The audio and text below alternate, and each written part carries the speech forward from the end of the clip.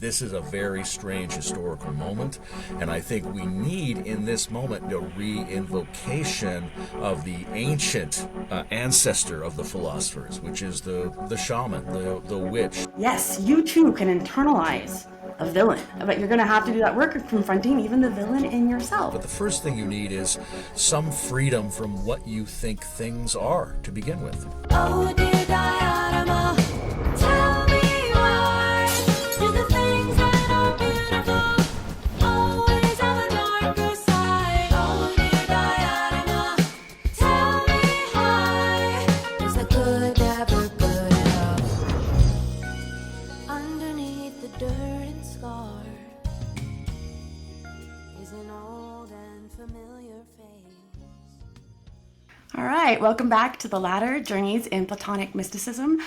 Today I am honored to have my a guest whose podcast I enjoy immensely on the integral stage, and his work mostly deals today with the meta crisis that we're experiencing as far as meaning within our society. He's written two amazing books, one on an Armenian philosopher from the 19th and early 20th century, Guthrie, who I'm just now learning about thanks to Layman's work, but an author whom we share as a kind of mystic shamanoid is Nietzsche, and his new book was published just last week, and it's called Nietzsche, All to Nietzsche. And in this book, and I haven't read it yet because it's only been out for a week, but I know Layman and I know his arguments about Nietzsche. But in this book, he really argues for the importance of seeing Nietzsche as a kind of prophet of this coming crisis, and invites us to think of the Ubermensch or the Overman or the superhuman, what's going to go beyond the last man, or what this kind of nihilism where we're lost in this kind of cultural soup of nothingness, where our traditions and our values have been lost and we kind of float in this ether of madness and confusion and a lack of being able to repeat the values of being human. And so we have to go over them and become them, and invite us, right, to imagine that we are the inheritors of this particular prophecy or tradition. And so I want to open, right, with just this kind of basic idea of what does it mean to be a mystic? What does it mean to be a prophet? Or what does it mean to be shamanoid-like in this age of the meta crisis? Yeah, it's an interesting thing. Often I'm around people who use this term metashamanics, which is, it's got a couple of different meanings. You know, one of the meanings is to think about what it takes to hold an overview of the esoteric type of human being in a way that doesn't just perpetuate a particular tradition or lineage, but understands how these lineages are generated. And another thing that it refers to is how these people play a role in standing before the meta crisis. I think that's a lot of what the role of the way that we need to conceptualize the role of the organic mystic, let's say, which is another way to say the shaman, a sort of a naturalistic mysticism rather than a culturally or institutionally enforced mysticism, a mysticism of the world rather than a mysticism of escaping the world. But we need to conceive that as occupying a historical position that's relevant today, right? The position of the people who are living through whatever comes after postmodernism. A position of fragmentation, a position of strangeness, a position of the introduction of new forms of artificial intelligence.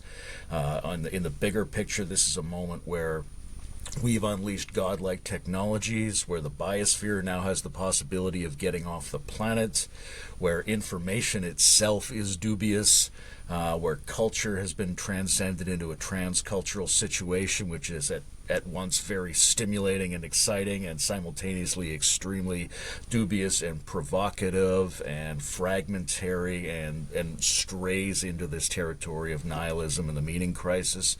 So that's all the strange situation that we're in. And it gets even stranger. Like, we've separated reproduction from sexuality through scientific methods. We're opening up the possibility of restructuring the physical and genetic constituents of what it means to be not only human but any species.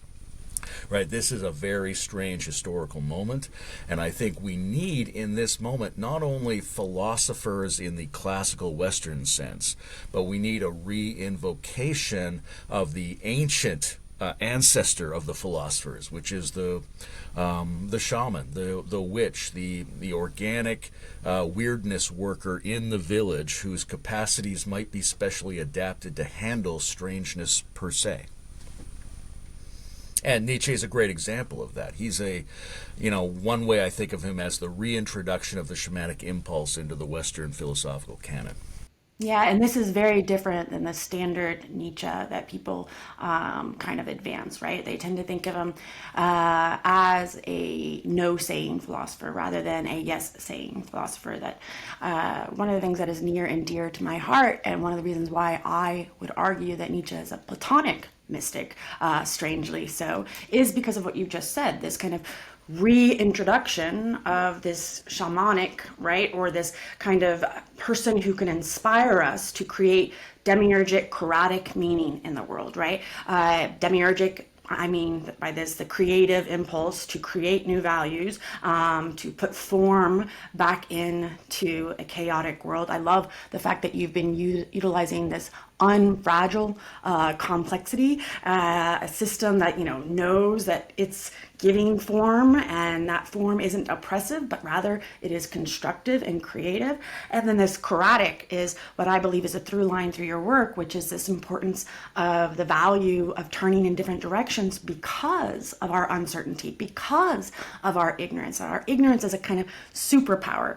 So this for me is a Socratic, Platonic, value, right, where you have to recognize the value of your uncertainty and what that brings when we turn in a different direction. And that's why Nietzsche, insofar as he's a heretic to various ideas about Platonism, follows Platonism to its extreme via seeing the value of constantly turning in different directions because of one's ignorance, one's insecurity, one's radical looking to oneself in order to create anew, and that this is embodied, natural in the world. And what I love about your writing, right, when I was reading the Gudrip book, and as I can see in your Nietzsche book, this importance of a sincere irony, right? A sincere playfulness with regards to this deeply personal aspect of the philosophical way of life. How do you see that in Nietzsche, and how do you see that in the coming age? And what is sincere irony? Yes, sincere irony is a term that's associated with the metamodern movement, which is really like a broader class of cultural movements that try to take some kind of postmodern position. And the idea is that we need to be cognitively capable of all of these skills that we associate with irony, right? We need to be hyper-skeptical compared to our ancestors. We need to be able to distance ourselves. We need to be able to understand that everything we encounter, even if it seems spontaneous, is contextualized. It has an interpretive dimension, that all of our knowledge is relational, that we're existing in this world that people often criticize as being part of this sort of flatland postmodern perspective, but there's a real set of understandings there that we need in order to be ironic agents in the world. But it's not enough to have those cognitive capacities. You still have to actually exist in the world. So you have to be able to be a full affective and physiological participant in your life, even if your life is your life. Right? So there's this blending, this combination of the skills of full participation and the skills of cognitive contextualization and distancing. So sincere irony at the first level is weaving together of those two skill sets. And the second level of sincere irony is just the ability to become fluent in, let's say, going meta on the fact of going meta, right? You could call it an ironic intervention in the process of irony itself. If you add an additional level of self-reflection, then you have those skills, but you also have the ability to evaluate the utility of those skills, to pick them up, to put them down, to recontextualize, your capacity for recontextualization, etc. So all of that forms kind of the one description of the background mood of the metamodern or post-postmodern sensibility. And that's something that you do see in Gurdjieff. It's something you see in Socrates, I would argue. It's something you see in Nietzsche as well. That they're really committed. They're committed to spiritual projects. They're committed to human projects. They're committed to a deep unfolding. But they have this ability to stand as if outside their own knowledge, as if outside their culture's knowledge, and they have the ability to stand outside of that standing outside and to reflect on that as a humorous form of engagement and a space in which, and this is something that I think Nietzsche and Gurdjieff have in common very strongly, and Socrates arguably, which is that's a space in which different versions of the self can engage in different types of relationships with each other, right? So that Gurdjieff is very focused on the harmonization or the struggle between different aspects of the psyche, what I would call different subsystems of our intelligence. Nietzsche's like that as well, right? This kind of strongly engaged and simultaneously strongly distanced position allows you to encounter yourself as if it was an other, but have it still really be the center of your concern, and to explore that as a plurality that needs to be worked together, right? So it's not merely saying the self, the identity is a fiction that's co-constructed by the realities we exist in. It is saying that, and that it's made of a bunch. It's a community. It's an ecosystem. It's not really just you. That's all true. But those things we're looking for from selfhood, from individuality, from transcendence, those things are available to us through that structure. So both Gurdjieff and Nietzsche are asking us to take up the challenge of integrating, of interweaving, of artistically making a self out of the diversity of subselves that constitute the ordinary person's experience. So this is a particularly Greek problem, I think, of kind of living in the paradox of the one and the many, right? And the one that is not one and the many that is not really many, right? Like being able to sit in this paradox and then to know that you have to engage, but also like withdraw because there's really nothing you can do. So like it's a strange, like I can create but not, I shouldn't, right? Like there's a kind of strange, how do you do this liminal work where you are a self, but you also know that you're many, right? So I'm just thinking of the eternal recurrence of the same. The example I tend to give in class these days is Loki holding all the timelines together, right? And like, because he's doing it, right? And if he wasn't doing it, which in some sense means, right, that when you can step back and meta-theorize and then meta-theorize about meta-theorizing, you enter into a deep participatory connection with figures like Nietzsche, with figures like Socrates. And so it means that you kind of hold all of these different personalities and people who whisper in your ear, so to speak, advice about X, Y, or Z, or about how it is that you can tap in and help during a time that seems impossible, right? Like Socrates said in the Republic that a philosopher would not be born, or would be a very rare thing to be born in a democracy or in a state that is in this kind of crisis time. But nonetheless, they're born, right? But it's still very, very rare. And so what I'm trying to get at is when you put all of these personalities, like that's a difficult thing to do. How do you hold all of these different personalities? You see yourself as doing that same kind of work, right? As in Nietzsche, trying to hold all these timelines together, but then step outside and look at yourself attempting to hold all this wisdom, all these ideas that potentially could surmount the impossible. So I hope my question's clear. Maybe it's not. It may or may not be clear, but let's see what I can say about it. I mean, the first step is to allow yourself to emotionally undergo the experience of not being able to hold them together, right? That's sort of the first step in becoming better at doing it, right? Nietzsche wants us to encounter the abyss and allow ourselves to feel through the process of the death of God, not just to believe in it, but to actually grieve it.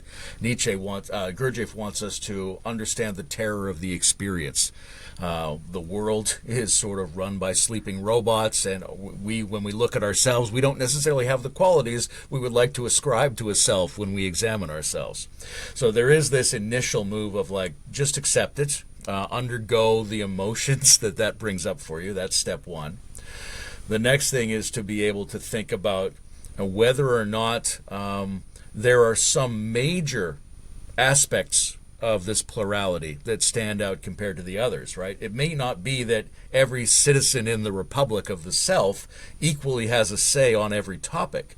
Some people will have more to say on particular things, all right? And the version of that inside the organism is, we might say, heart, mind, and body in the old Gurdjieffian sense. We might say chakras in the Hindu sense or something like that. We're looking at some larger, more privileged aspects of the inner conversation that we want to get better at working with, because you can't really get better at working with a completely unknown, infinitely promulgating plurality. That's very hard to work with. But you can start working with a couple of inner conversation partners. Maybe your left and right brain, maybe you're conscious and unconscious, maybe you're masculine and feminine, whatever that is. You start by creating ways and exercises that allow you to look at the relationships and feel into the tensions and harmonies between these systems. And the other thing is to really take on board, here's something all three of these things have in common: dialogue as an essential skill for existing as a being, right? So Socrates, Platonic mysticism, is famously very dialogue-oriented, right? Even Socrates, when he makes his somewhat facetious arguments against literacy, in some ways he's arguing for the necessity of keeping conversation at the center of not only our civic life but our inner life, of gaining the dialogue skills necessary to allow better conversation between our inner components. All of Gurdjieff's esoteric work is focused on that, but Nietzsche is doing that as well.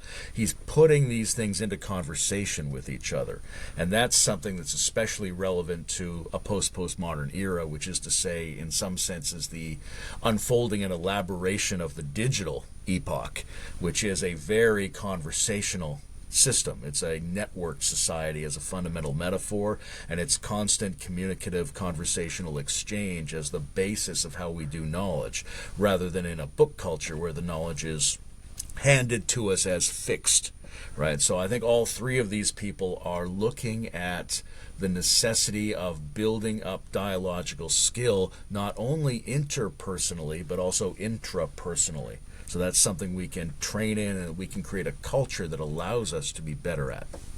So you just inspired me to think a kind of adapted thought, because you mentioned the Phaedrus and Socrates' criticisms of writing, and then you also moved to this idea that we are returning, so to speak, to an oral culture due to our digital technologies, where in fact we have to be able to exchange ideas, work together to think through a question or a problem, and so that, unlike most people today who are having their Chicken Little moment with regards to AI and digital technologies as draining our culture, you're potentially saying, no, we're actually recreating the value of the oral culture rather than the book culture that kind of reinforces the idea that knowledge is fixed or wisdom is fixed, or that what I always say, that the dead are dead and they're in books and that's the only way you can reach them, versus no, like there's a spirit that happens when we actually converse and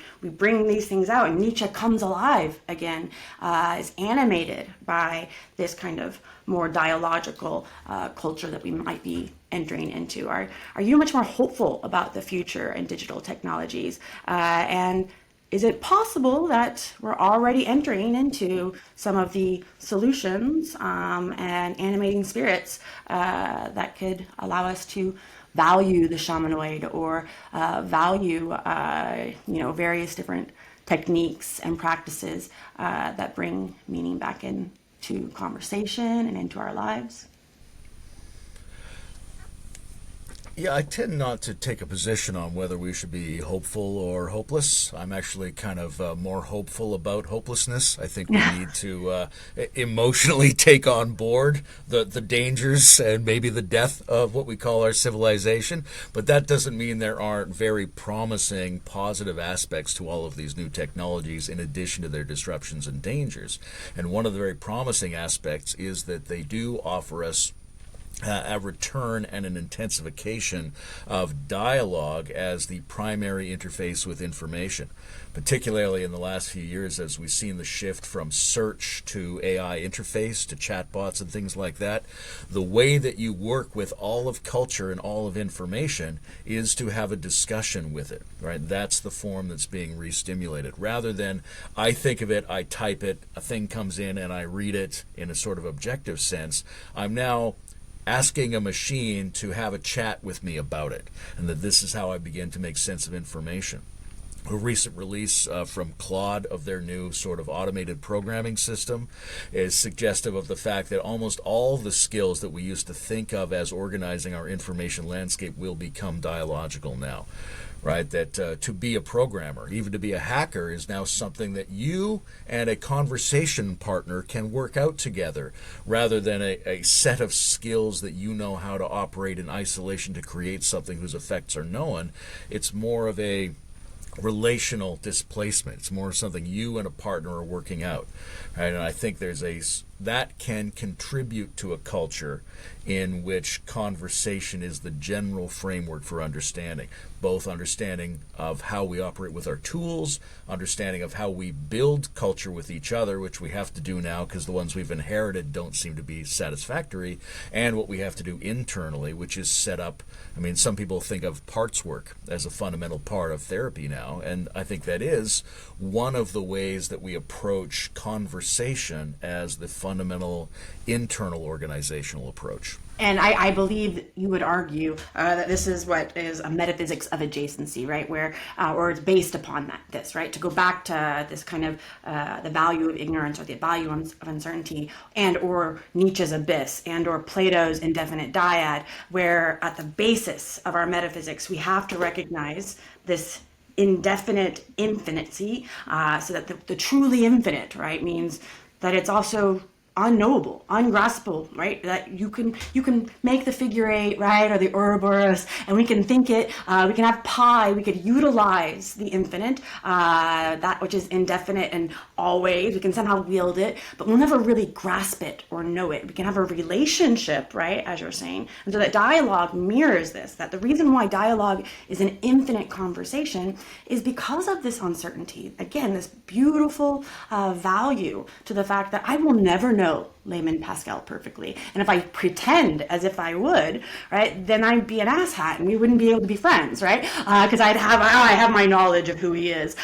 Versus no, there's always a mystery. There's always a question I can ask, right? This is why Socrates' definitions and search for definitions is an endless task. He's not, hoping to finally settle on one, but rather, no, justice is to do one's own. Well, that can mean various different things. So now let's look at it from a different direction. And that's the same, I think, for somebody like Gurdjieff or Nietzsche or, your Simone Weils or other mystics out there in the world. How is it that we can help people see that part of the overcoming of this lack of inheriting a stable foundation on which to build is in fact embracing one's ignorance, embracing how do you leap into the abyss, so to speak. And I know you've already kind of touched on this with regards to, finding a way to, look at it and embrace it. But like to jump into the abyss as a culture,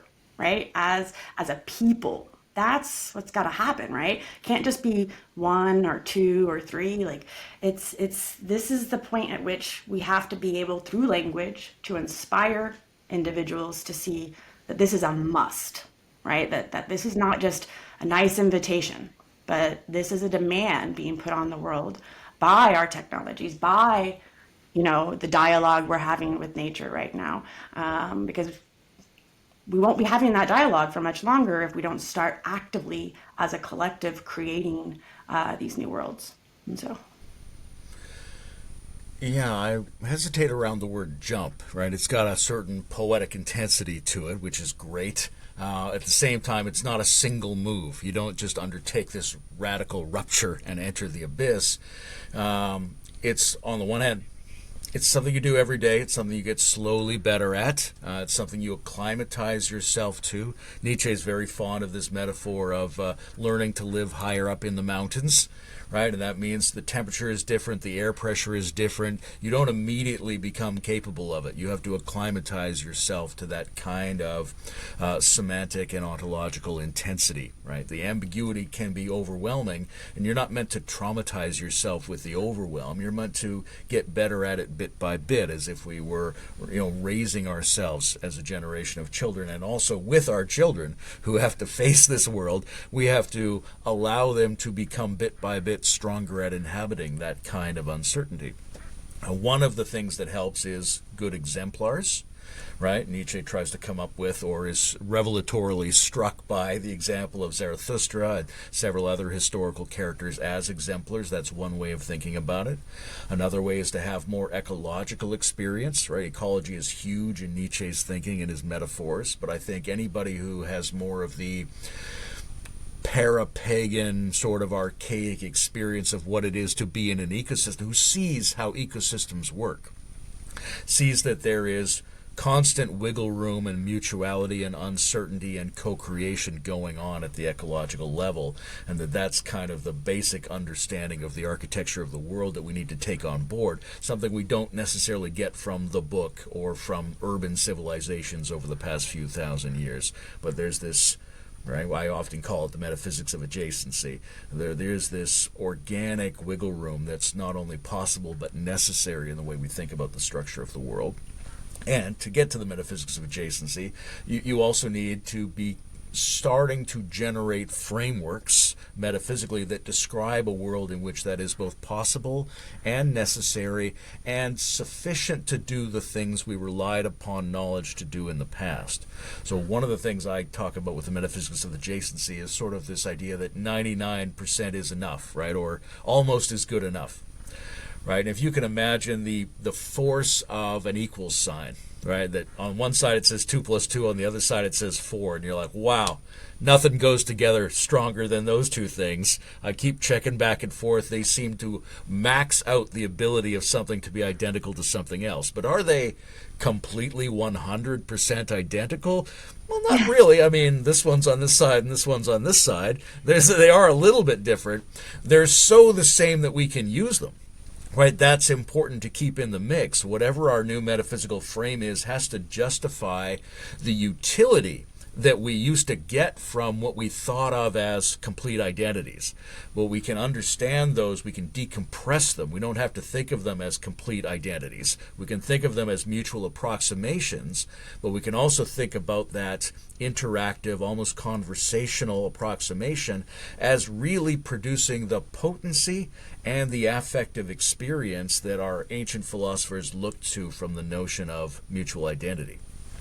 Right, so you could say 2 plus 2 is almost 4. It's as close to 4 as you can get. There's always going to be some adjacency, some proximity, some intercontextuality that's there. But the fact of that intercontextuality doesn't take away the power that we used to look to that equals sign to give us. So we need to have good examples. We need to cultivate an educational system that lets people into it. I think ecology as a framework for this is huge, but I also think we need a metaphysics that allows us to think not only about this uncertainty as fundamental to reality, but as something which is not an alternative to the power we used to think that certainty gave us. no, so I hope this isn't too niche to me, right? And so please let me know if I should reframe the question. But I tend to think as a Platonist, that this uncertainty has been coded as feminine, right? Throughout the course of our history. And that cultures that are typically what we call patriarchal, which I don't want to say that any culture has been a monolithic patriarchy. That just doesn't exist, right? There have been patriarchal pockets and the kind of saving of this kind of feminine, mystic, shamanic, inspiring, because this is I would argue that the feminine is that more intuitive, spiritual, connected to the oral, the embodied, the ecology, aware of it without having to speak it and scream it everywhere one goes.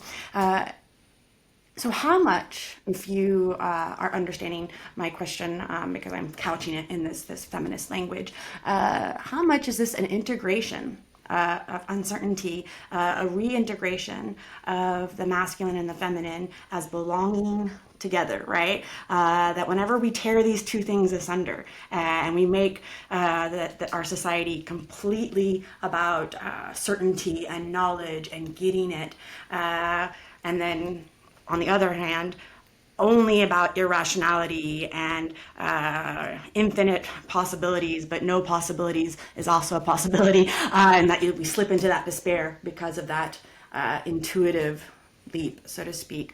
How is it that we need to remarry these things in order to have holistic senses of self, but also possibly in our society again?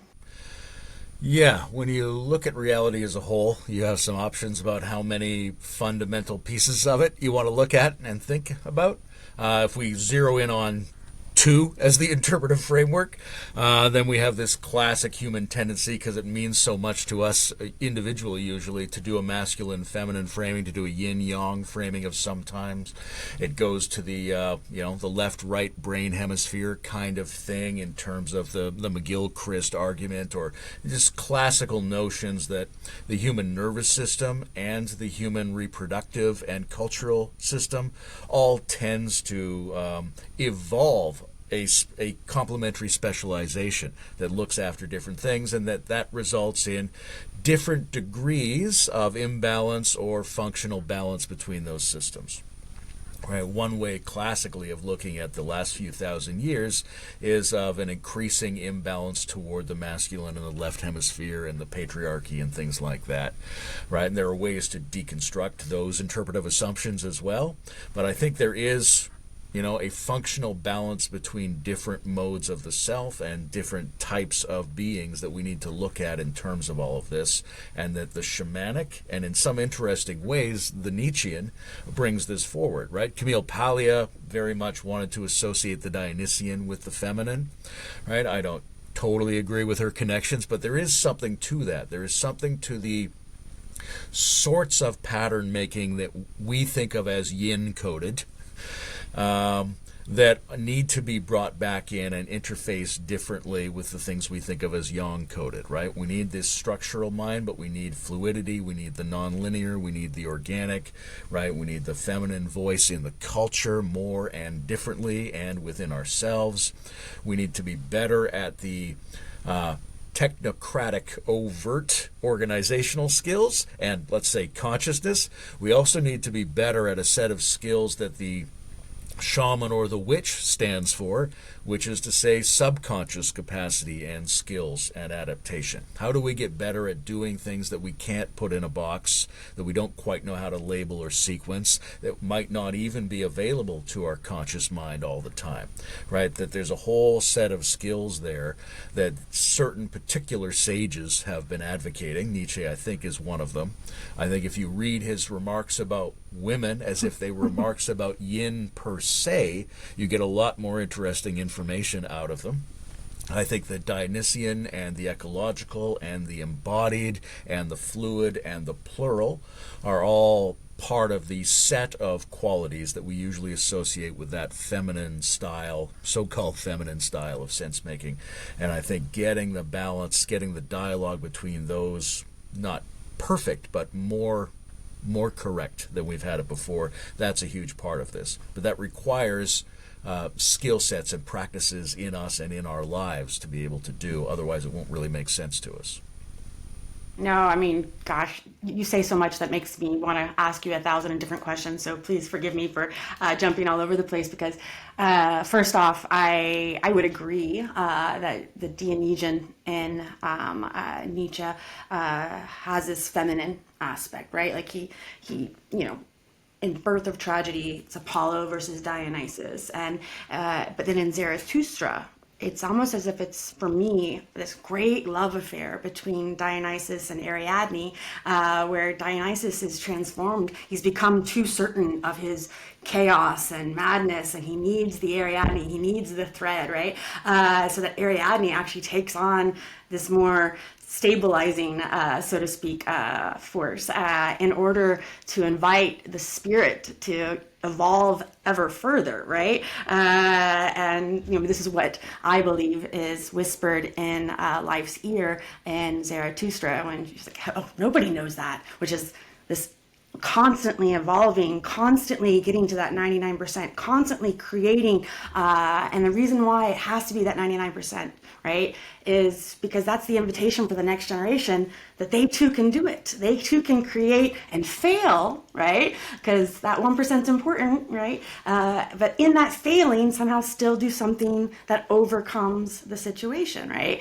And so that you are following those breadcrumbs, so to speak, of this lover in Nietzsche, I would argue, that says, be part of this eternal return. Be part of this making 99%. As Diotima would say, be part of this process of giving birth to the beautiful in the beautiful, and know that your child, the thing that you create, is going to have to be made again. You're going to have to give birth again because it's going to go off. It's not going to, be the music for this particular generation. And so I guess this is just a long-winded way of saying, like, thank you for having this kind of ability to show people the value in today's age of becoming aware of the disciplines that you would need, the perspectives and the relationship with self and other, because this is not an easy task, as we keep coming back to be able to hold that uncertainty, be able to hold the feminine in relation to the masculine, and not to be fragile. Like, to come back to something that I find particularly inspiring about your work is this commitment to the fact that what sincere irony looks like is not always nice, and it's not always clear, and it's not always it's what is the word? Yeah, it's, you can get a sense of like being torn down or being misunderstood, or in Socrates' case, being charged with corrupting the youth, or in Nietzsche's case, being told that he's a madman, right? And a sexist, and no, he's none of these things, right? He's a guy who would walk 12 hours a day trying to figure out what life is, muttering to himself because it's so overwhelming. Like, that's a poor, beautiful soul. And why is it that we want to just put him in this place of, no, he's not fragile, right? Like, could you speak to the spirit of, like, how much you have to recognize that part of participating in this project is to learn to have that virtue of Andrea, of courage, that we typically say is a masculine and oppressive and problematic thing. But you don't seem to think so, I believe. And so, Yeah, I mean, the Nassim Taleb wrote this great book on anti-fragility, which introduced the concept, which fascinatingly our culture didn't have a word for at the time. And I think there's an unfolding philosophical revolution that comes out of having that as a thought tool for ourselves. He was very inspired by Nietzsche's notion of the Dionysian, and we can read that back into Nietzsche's work as well, because it's a very classical, in some ways a very stoic, but also a very archaic and a very organic kind of a virtue, right? Which is to say that we, under the right conditions, can grow stronger in the face of the things that seem to oppress, distort, or destabilize us, right? And this, you see this in, Wim Hof asks us to sit in the ice, right? Or the possibility of post-traumatic growth, or the possibility that the right kind of person with the right angle of attitude can encounter nihilism and the abyss in a way that makes them stronger at the experience of value rather than causes them to recoil and retract from that value. Or in the Nietzschean sense, that the contradiction or argument between different aspects of ourselves is not something we need to escape. It's something that we need to get better at leaning into so that it can generate more complete teamwork between our subselves. But that doesn't happen unless you're willing to take that hit, unless you're willing to bear that friction a little bit more. No, I mean, this is why I'm getting excited, because I for a long time have been like, where's the discipline? We need to get discipline back into this culture, and unashamedly so, because for a Nietzsche, but also for a Socrates, we need warriors, right? We need the guardians of the soul, right? Ready to fight with thumos, with passion, because this is how we show the embodied aspect of this way of life, right? Is that, you have to stand up, you have to speak, even though it might not be something popular, and you have to have the cojones to do it, right? And so here I think about Nietzsche on warriors, right? Like this is first off, your friend on the surface, right? Like your nice person who says bless your heart, they're really your enemy, right? Versus your enemies, right?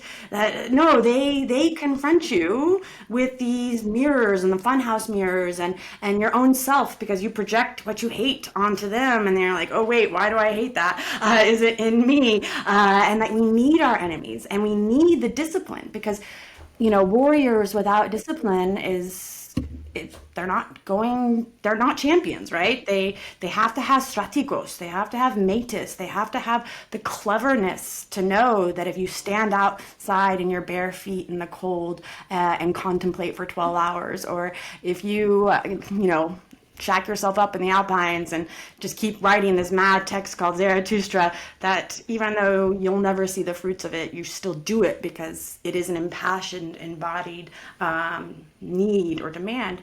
And so what kind of disciplines, right? I know that you practice a form of transinduction. I was just becoming familiar with that a couple of hours ago.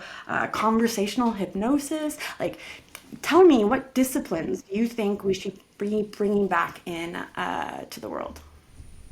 Yeah, there's a lot of different kinds of psychotechnologies that are available, and some of them are just curiosities, and some of them I think are essential.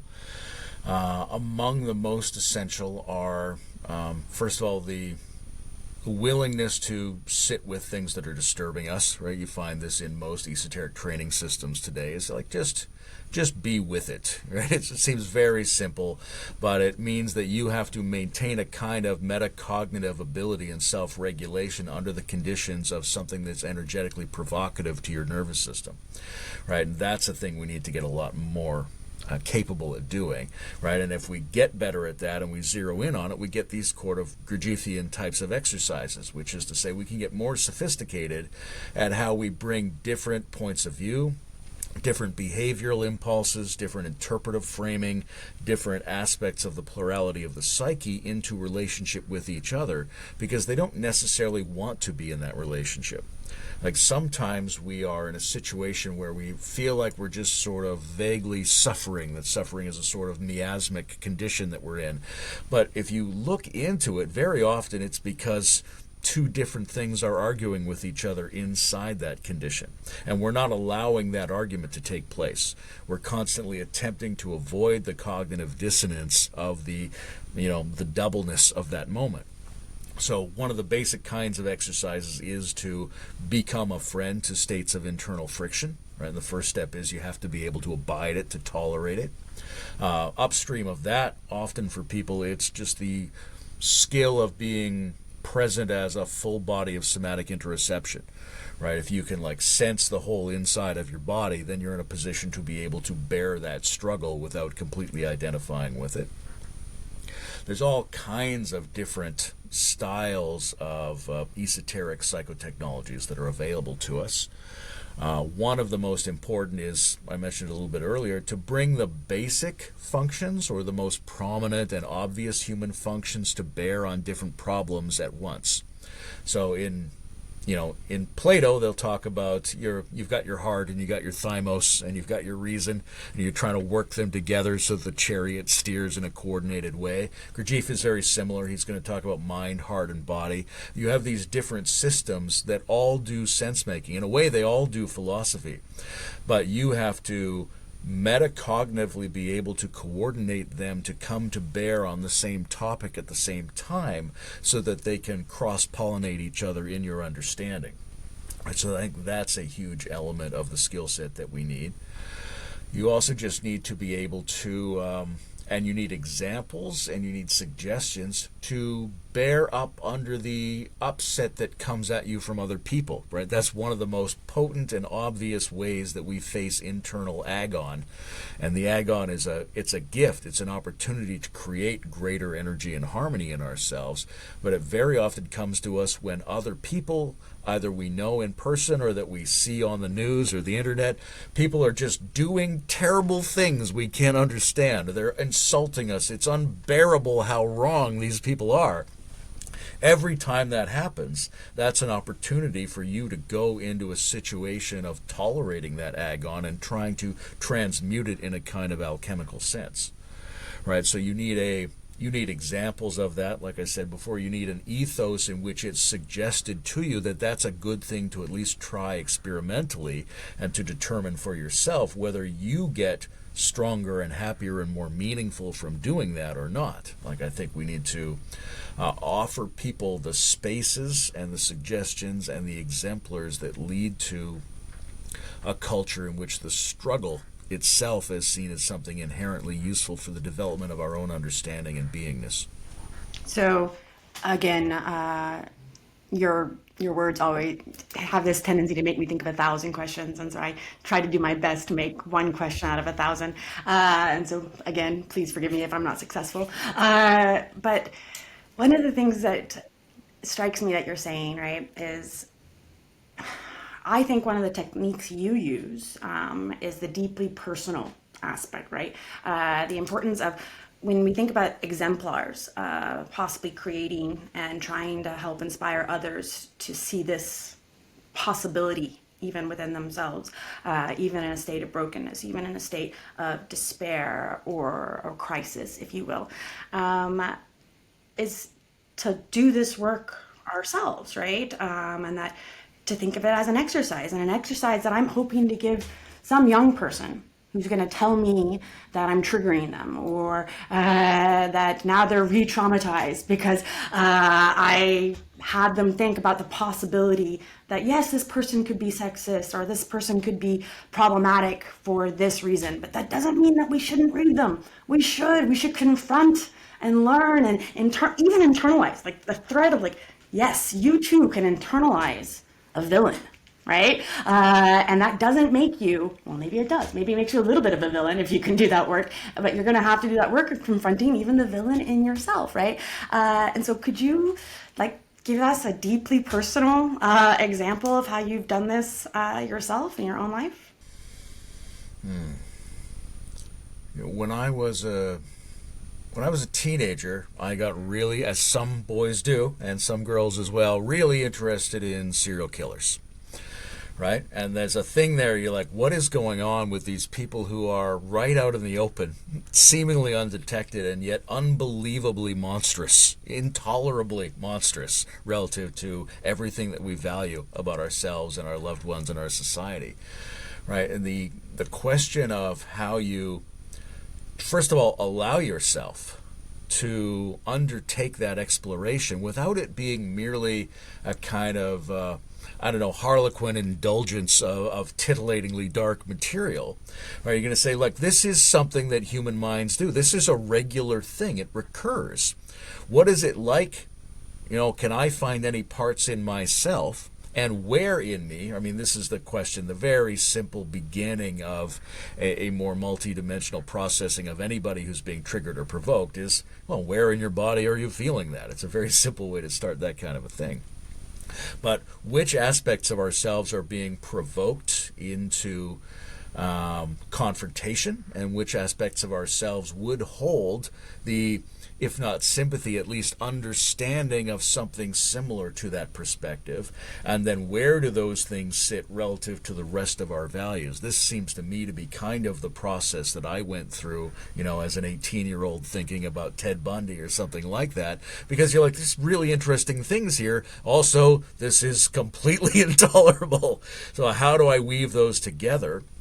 And the main thing strikes me, or it struck me at the time in particular, it's the involvement of intentionality, right? All of these things, and in fact all of the Gurdjieffian exercises and all of the Nietzschean suggestions about self-overcoming involve an amplification of our intentionality. Because these systems, anything we find really disturbing is sort of in us already, right? It's not going away when it doesn't get provoked. It's there already. The question is, are you just going to ignore it and or get provoked, or are you going to poke it yourself? Are you going to experiment with it? Are you going to see what it's like to turn it on, turn it off, dial it up, compare it to its opposite? Because all of this is activating the kind of circuitry, the organic tendrils that go with metacognitive intentionality, which I think is one way of saying what all the sages are pointing us toward is the development of that capacity to be more of an intentional participant in our own sense-making and affective experience in the world. So anything you can do on purpose to these things makes your on purposeness stronger. Right? And I'll throw out one other. This is a really interesting example from a guy who created what he thought was going to be a sequel to neurofeedback. It was called the brain training system. Right? He was a guy who started out. He was a computer guy, and he worked out his own electrodes for studying the brain. And he felt like neurofeedback processes were too one size fits all. And he was trying to overcome his own depression at the time, and he was able to use the feedback process to create more positive emotional states. His son was depressed, and he thought his son should try it, but he was very concerned of the possibility that his son would get trapped in a very negative emotional loop using these reflective processes. So this guy's name was Lee Gerdes, by the way. Anyway, he started off trying to make himself more unhappy using these electronic feedback systems to see what it would be like if his son got trapped in that process. And what he found was the first day he was extremely depressed. And the second day he tried to do it, he was, well, not quite as depressed. And after 3 or 4 days, he was in a really good, clear flow state of mind again by trying to make himself feel terrible. And his conclusion was that the trying, right, the introduction of the intentionality to your own processes inherently causes a drift in the direction of a kind of balanced stability and flow. That it's not the content that's the problem, it's the absence of intentionality as a self-regulating factor. So the more you do this intentionally, even something that seems negative can become part of your system, can be, Nietzsche talks about this all the time. You're trying to create a fertile field in yourself by integrating all of the different kinds of passions available to you. But I think it is the intentionality, let's say the will, maybe we want to call it, of this process that allows that to become integrated rather than allowing it to be an outstanding danger in our own experience. No, 100%. I mean, that intention is the ordering principle, so to speak, right? I think this is what you were also speaking to when you were talking about the meta cognitive aspect, right? Is that when you can hone that will, right, and give. So this is what I think dialectic does as well, right? Like this is why Plato has, the Eleactic stranger has a form of dialectic. Parmenides has his own form of dialectic. There's so many different forms, but the point is to give yourself an organizing principle. So yeah, I'm going to do dialectic in the method of division. I'm going to do dialectic in the method of coming up with 8 different, rules for following through on a hypothesis or whatever it might be, because it's the way you organize, right? So that hopefully you've been strategic or clever, and you can produce, meaning or knowledge or wisdom, so on and so forth, within oneself, right? And it's not just a thought, right? Because a thought we tend to think of as a mere abstract thought, but no, a thought is in your body, right? And you bear it and you give it to others. This is the little glowing orbs that Zarathustra gets from women, I would argue. But in any case, the point is that I wanted to get back to the importance of that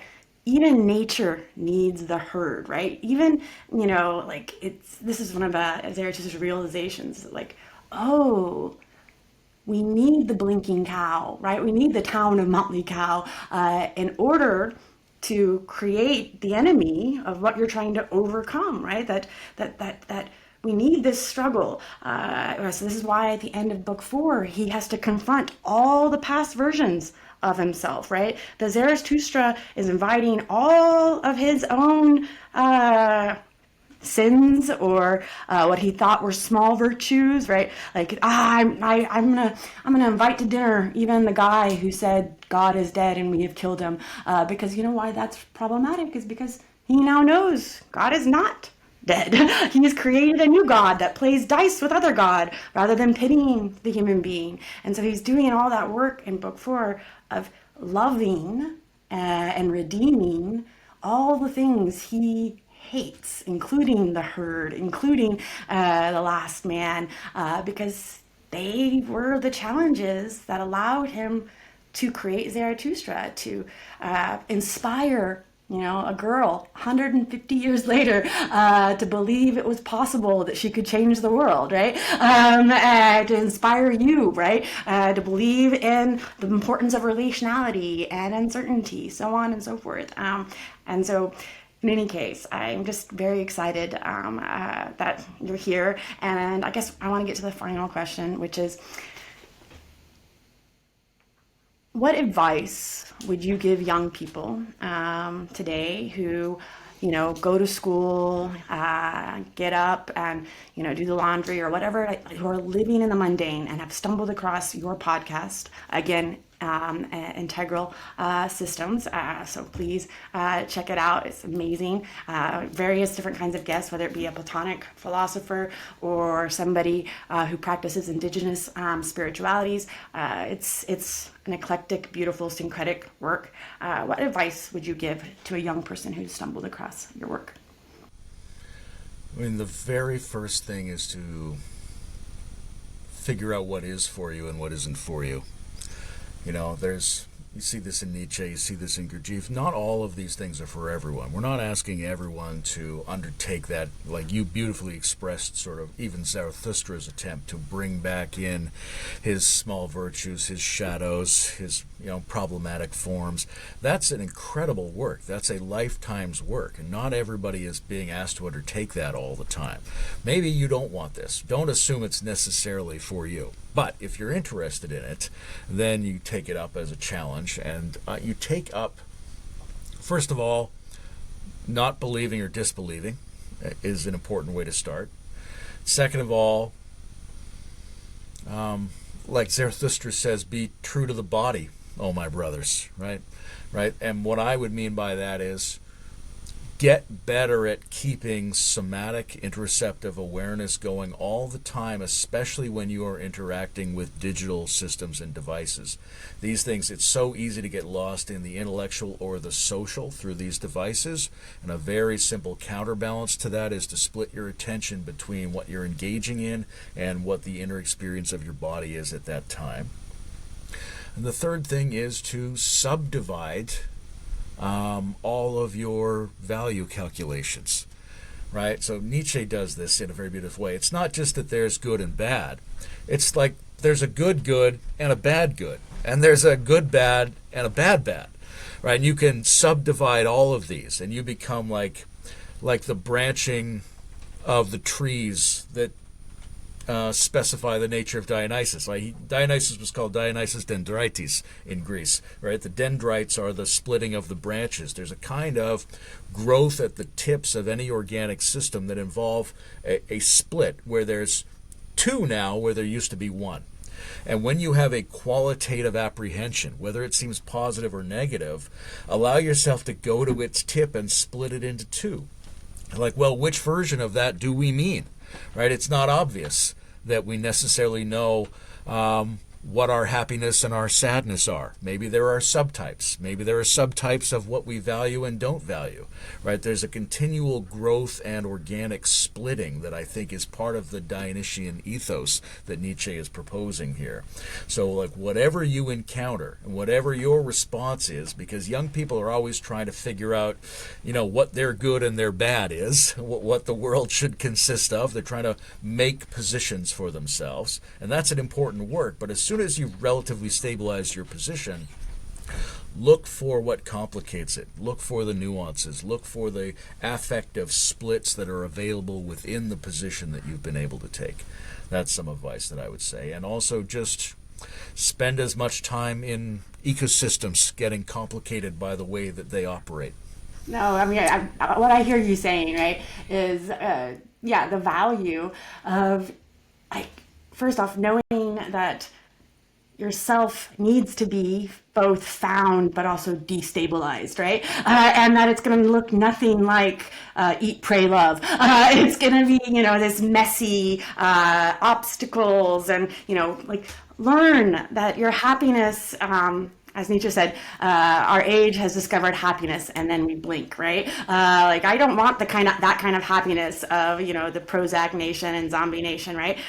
We think we've got it, and all these young people today think, I just got to get a job, I got to get married, and then I'm supposed to be happy. And they haven't even realized, no, happiness is not a feeling, right? It's an activity, right? It's something we do. And, and that activity means we're going to have to confront struggle and reconfront struggle. And that if you're ever in a place of complacency, that doesn't justify existence. No.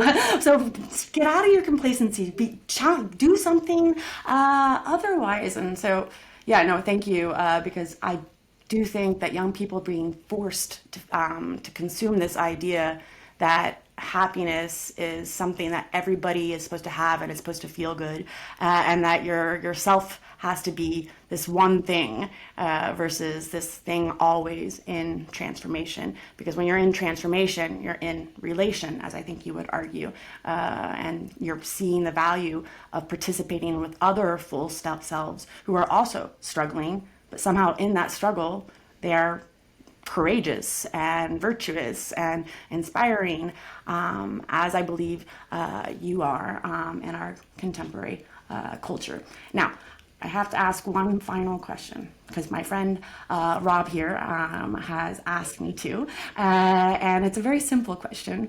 Have you ever thrown a rock into the waters? Is that how you phrased it, Rob? Of the Pacific Northwest, right? So give us an anecdote about your boyhood, I guess, that might let us have a little window. She was supposed to say, Layman, is have you ever thrown a rock towards the seal in the ocean off the northern coast of Canada? Yeah, actually, I don't have it up, so I'm not an actress. I can tell you one thing about throwing rocks and one thing about things going in the ocean when I was a boy.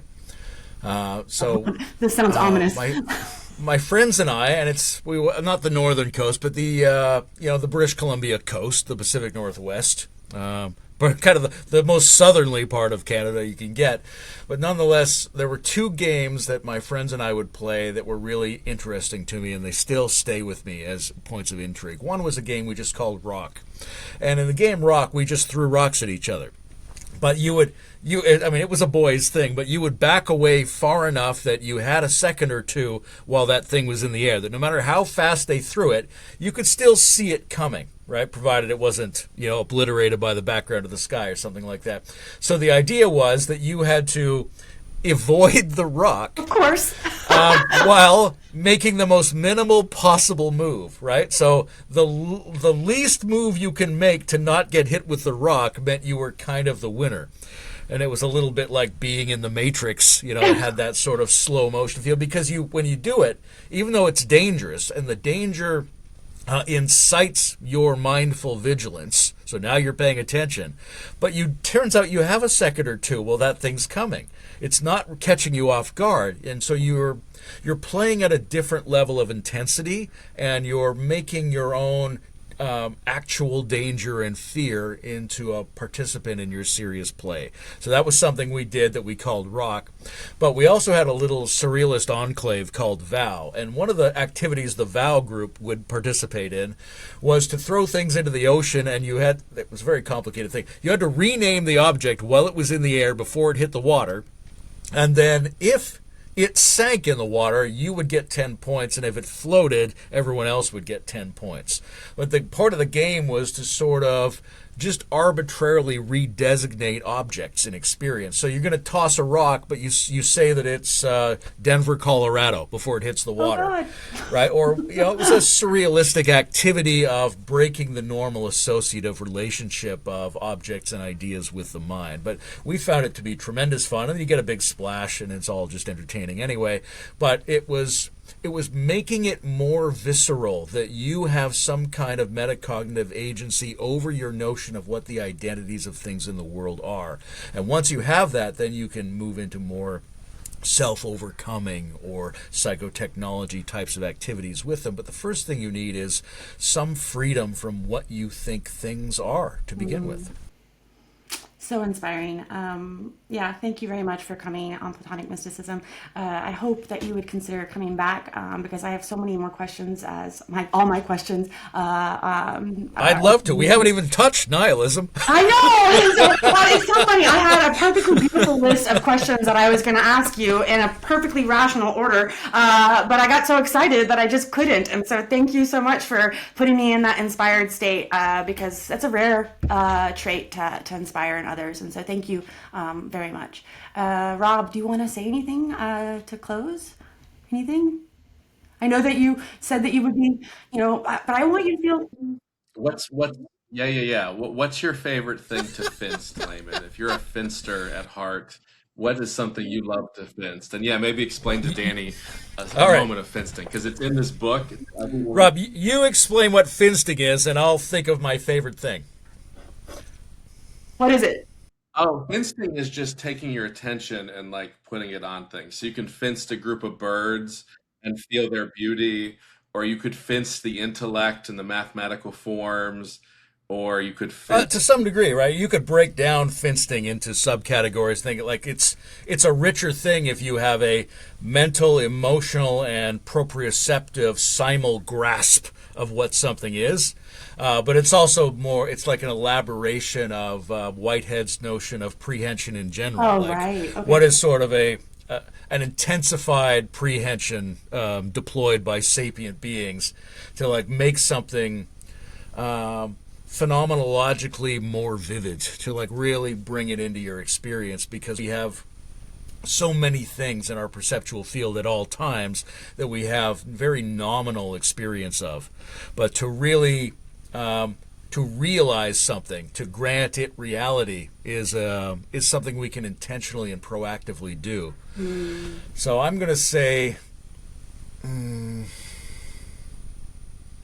unexpected bird behavior. Whenever I see some ravens doing something very suspicious, that's something I love to finst. I was finsting the noises of this baby eagle in a park a couple weeks ago, and it was like awkwardly trying to imitate the other birds, and it was just the most beautiful, innocent awkwardness. And so yeah, I love finsting birds as well. Yeah. No. So again, this is a new philosopher for me, and so I'm excited to get to know him. And so yeah, thank you again for introducing somebody I'd never heard of, but seems to be right down the same path as a lot of the authors that I admire and that inspire me. So thank you again. Oh dear diorama,